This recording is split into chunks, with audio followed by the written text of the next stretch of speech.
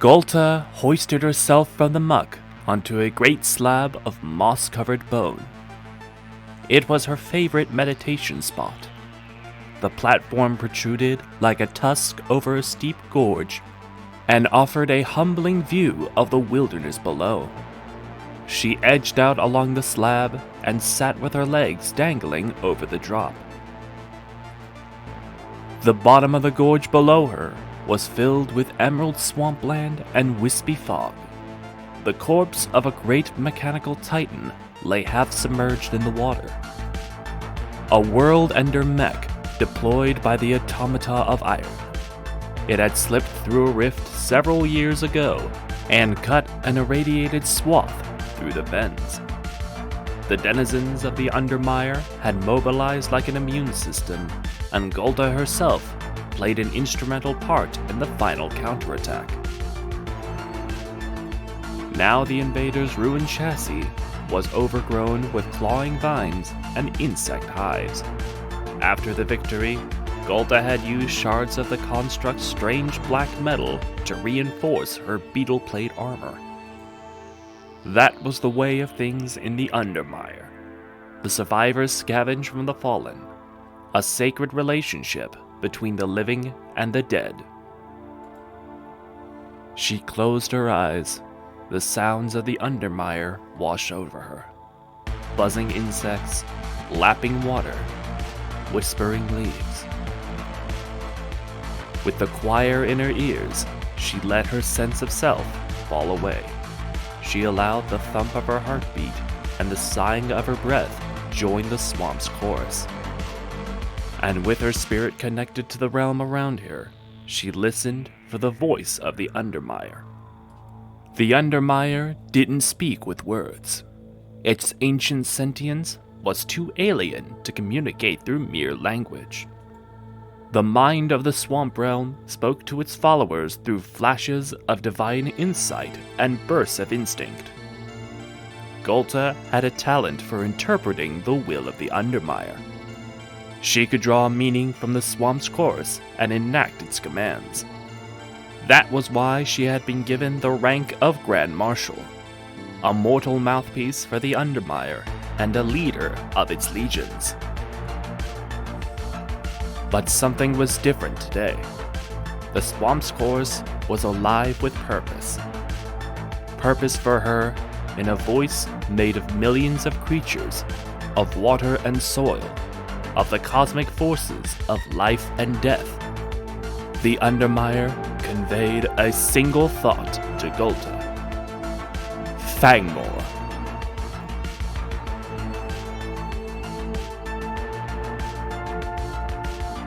Golta and her knights gazed into the rift with awe. They had quested for months to find this place, to reach this moment. Now they stood before the portal to the Fangmoor forest. They had all heard the gods of the Willow speak, and the inevitable voice of the Undermire was among them. Its true voice, a voice that had almost never been heard by mortal ears before. It was euphoric. What is your plan, Blackshell? There are other champions in the God Forest, and we do not know their intentions. Was that really the voice of the Undermire? The swamp knight beside her was raising some sensible concerns, but Golta could see he was trembling with excitement. He had heard the voice just as she had. The memory of it filled Golta with zeal. Her words burned with fervor as she gave her command. Knights of the Undermire, we are called to the Fangmoor. The gravity of our task is immeasurable. But like all things in nature, we all have our sacred roles to play.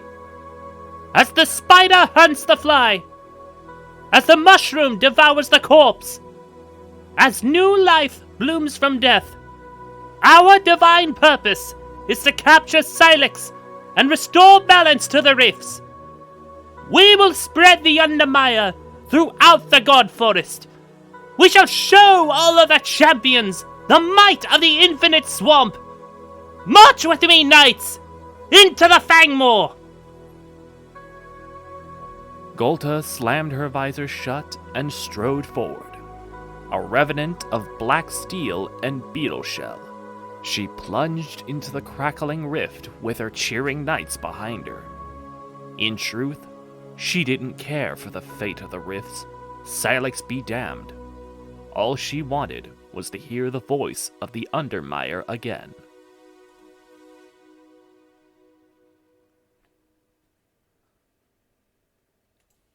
Vega shoved her heavy chair backwards and addressed the familiar inquisitive faces at the table. Cherish this meal, children. It's the last good food you'll have for a while. Maybe even the last of your lives. Nashira and Rastaban, who had been fighting over a piece of overcooked steak, turned their heads simultaneously and quieted down.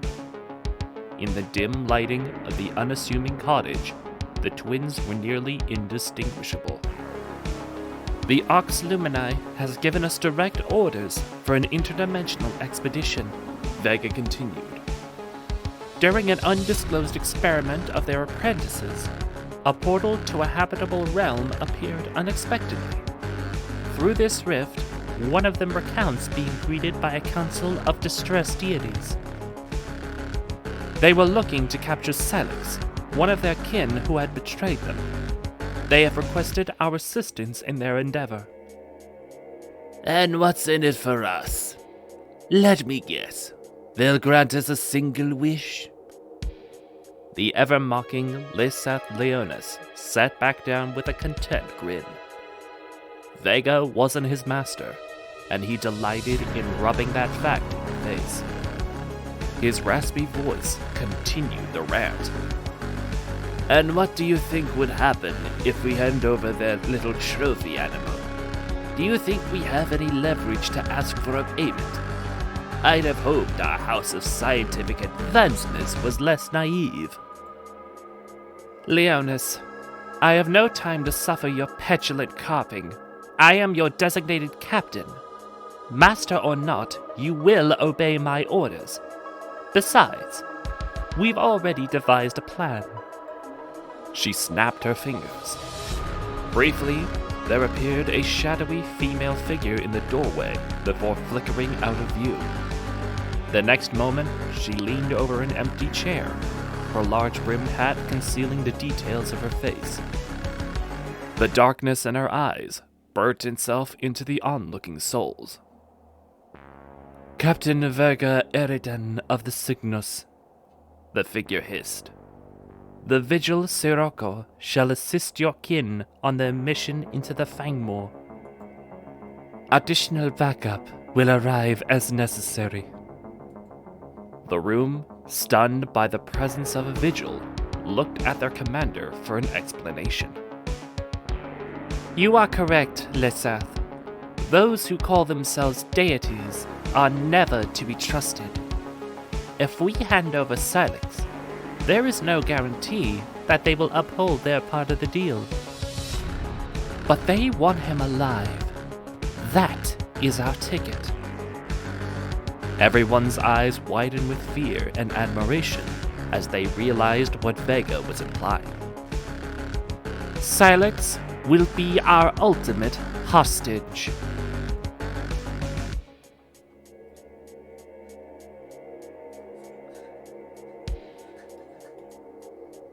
Abigor Whitecloak was bored. In his past, he had scourged the lands of his world for decades. His crusade of Crossite warriors had carved a red path everywhere from the forests of Terminia to the far-off Centaur continent, maiming, torturing, and slaughtering all the way. The ever-flaying one had blessed his way with many innocents ripe for his gifts, and he had been given the honor of offering the children of every race into the blood cauldrons. And then there was the night when he, his warriors, and his aspirants cleansed the icy north of that once proud race, the Yeti. Oh yes, those were the days. The adventures of youth. 3 centuries later, Abegor sat upon his chair, stroking the bleached bones that made up its armrests, with something approaching disgust. He had been granted land by the Empress of Agony, a vast estate full of peasants ripe for the harvesting of liquid pain. And fool that he was, he'd taken it. Now there was nothing more than the assurance of a steady tithe, keeping up the scheduled beatings, and overseeing all the virgin sacrifices and pain cult rituals that kept the demonite war machine going. Of course, it was nice to not have to move all the time in order to keep the gears of hell turning, but it was all so boring. He'd heard of the rifts opening up elsewhere. Why couldn't any of them open here? Just this once. My lord? That was Belfeg, his human attendant. Mortals were, of course, a mere plaything to those fortunate few who underwent the pain tasting. But even Abegor had to admit that his servant was most useful to his ends. He had even shown him the rare kindness of allowing him to dine at his table whenever he had one of his mistresses cooked and served for a feast. And if that didn't show his value, Abegor did not know what did.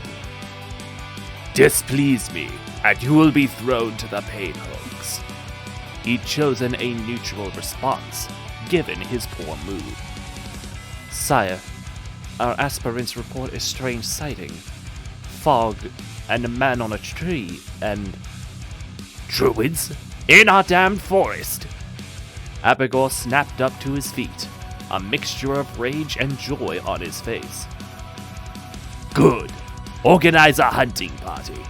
We'll burn their sacred trees and feed their entrails to us. That is not all, my lord. Belfeg raised his arms, afraid that his master might strike him. He spoke of a figure named Silex, and of a wish for anything we desire, should we take it and restore him to his proper place. We can already take anything we desire, Belfeg.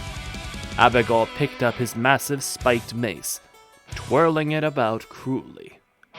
We are the Demon Knights of Krus. Mortal limitations are beneath us, and if they dare offer us otherwise, We destroy them? we more than destroy them, mortal. We brutalize them. If these beings think they can contain us, we will butcher them. We will burn their trees. We will slaughter their wildlife. We will pillage their settlements, drive their children before us with our dogs, and take their wives for ourselves, even as we render their flesh in the blood cauldrons. He looked out onto the ash-cracked landscape outside. And after all that, the Lord of Pain will take what Silex thinks is his.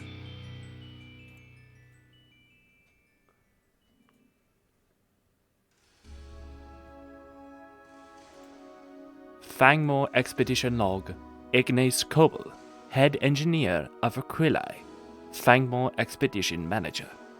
Cycle 1. The first day in the Fangmoor.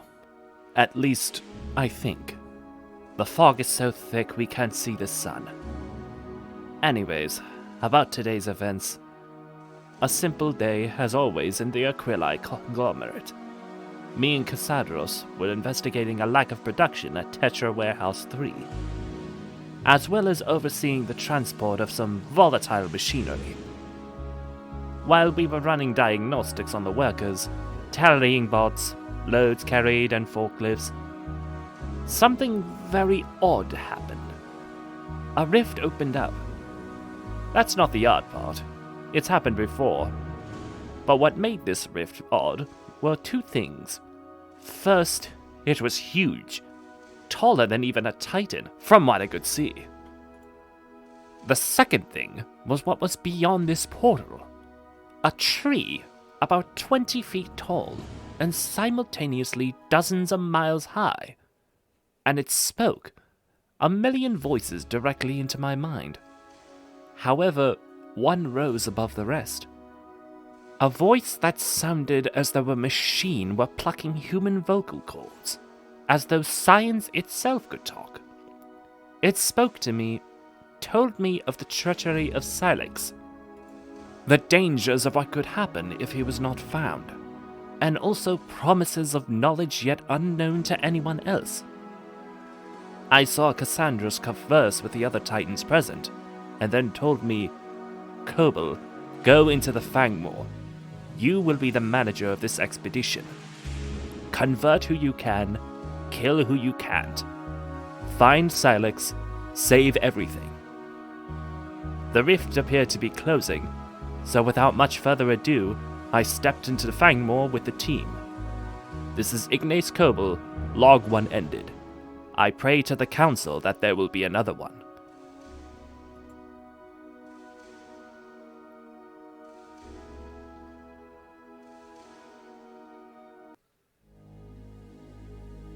A harsh Arctic wind was blowing snow in the faces of Foreman Buddy Jollyplum and his elves, as well as the column of refugees.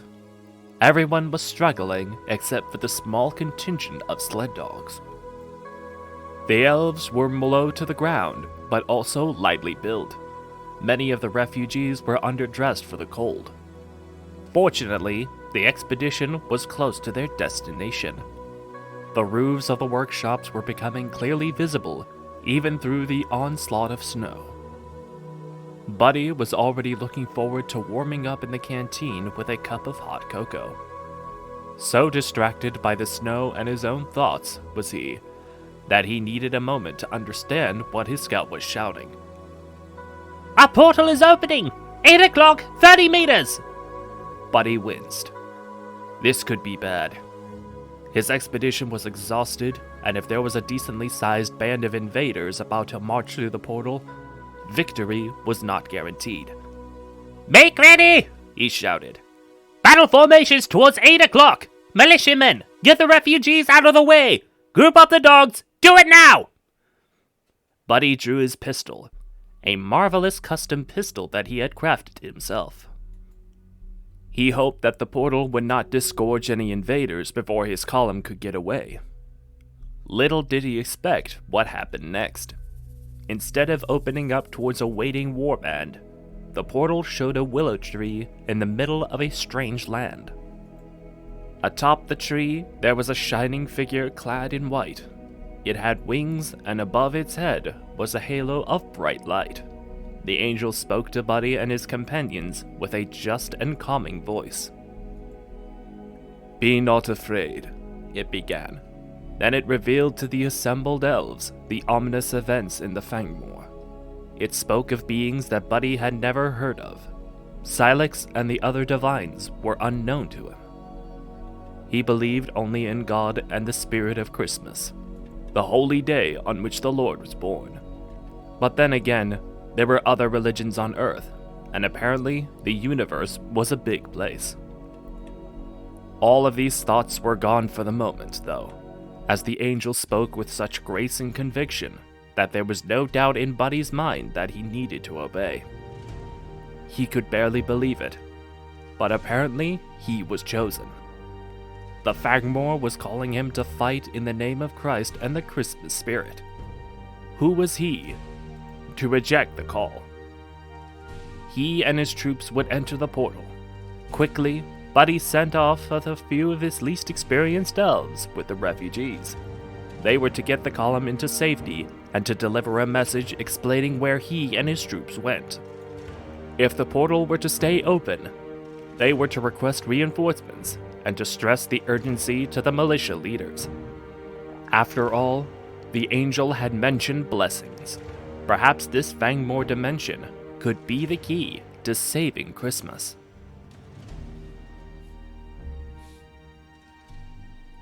I hope you enjoyed the latest episode on the Call of the Fangmoor. This was the second and final part of the introductions, and starting next week, we can get into the juicy parts of the campaign. If you have any advice on how I can improve my videos, be sure to let me know in the comments below. And if you want to see more like this in the future, consider subscribing. Thank you so much for watching, and I hope to see you on the next one.